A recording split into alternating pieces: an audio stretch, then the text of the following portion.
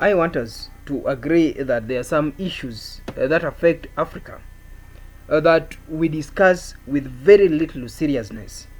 There are some concerns in Africa that we tend to give a blind eye, and there are some problems in Africa that our leaders tend to overlook.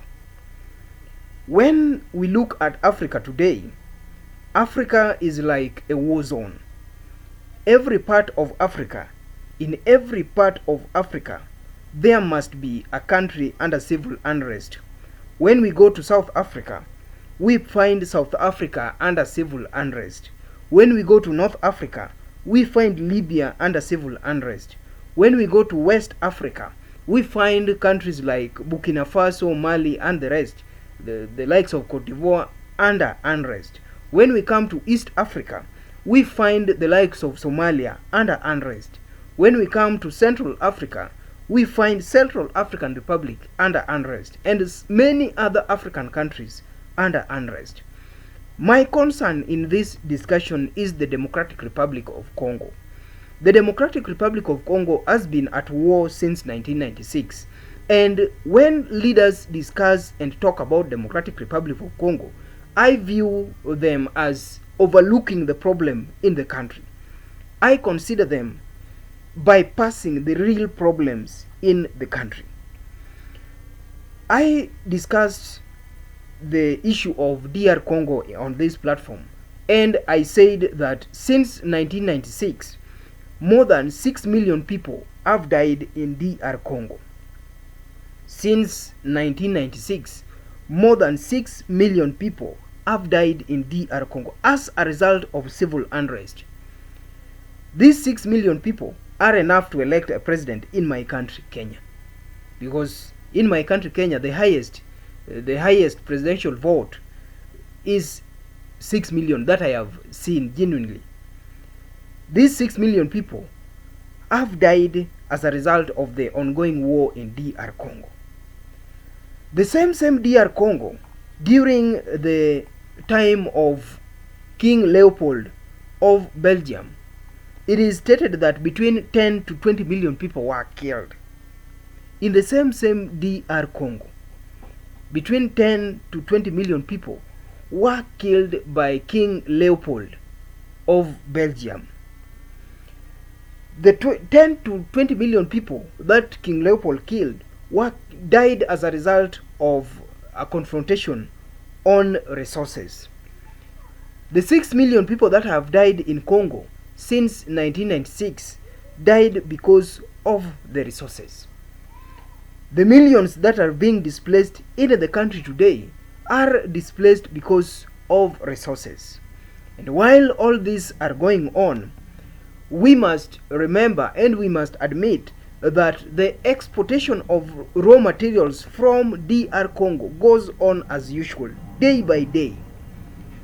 I discussed on this platform that China and the United States were leading the race of exporting raw materials from Congo to date. These two countries, these two superpowers, are exporting raw materials from the war in Congo in terms of billions, even to date.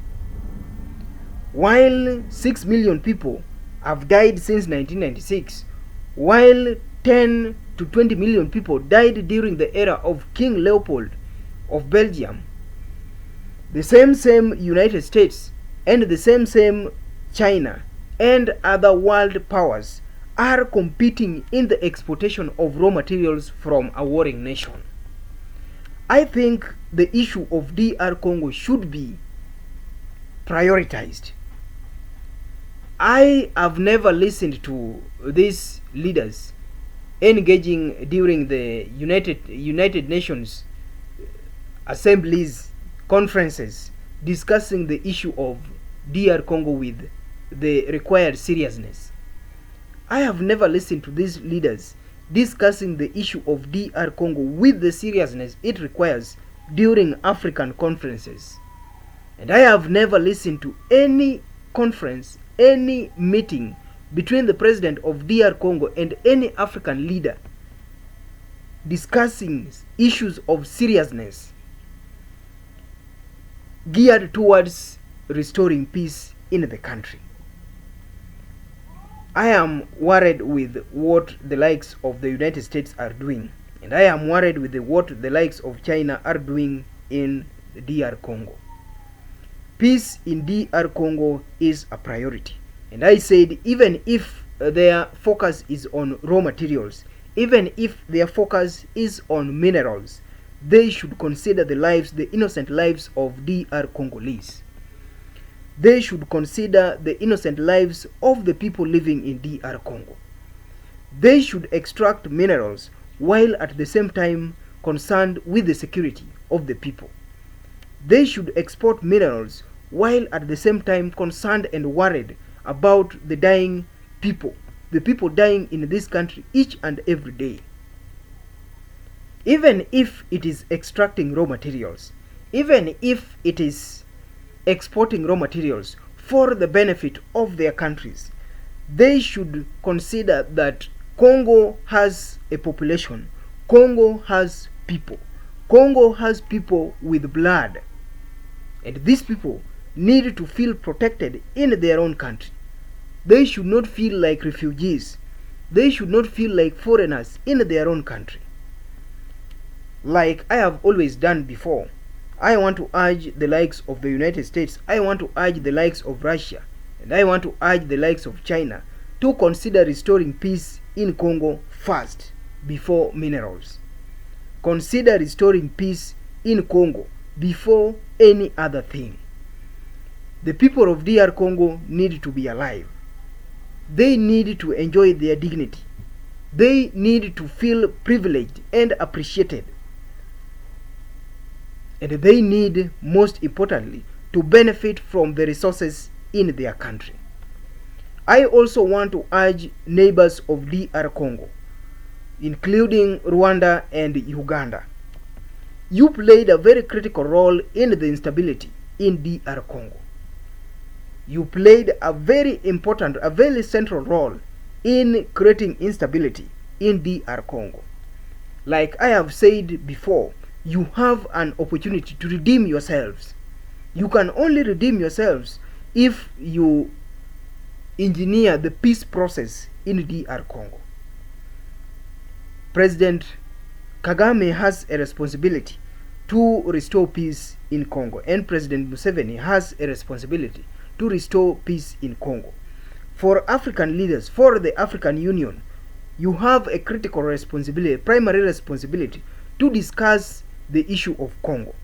And I want to say that if it calls for an African Union meeting, African Union conference, then it should be. The African Union leaders, African Union president should convene a meeting with only one agenda. One agenda: restoring peace in Africa. And first in the list should be DR Congo. I want to repeat by urging the African Union president, convene a meeting of all heads of state in Africa, and this meeting should have only one agenda: restoring peace in Africa. And top in the list of targeted countries should be DR Congo.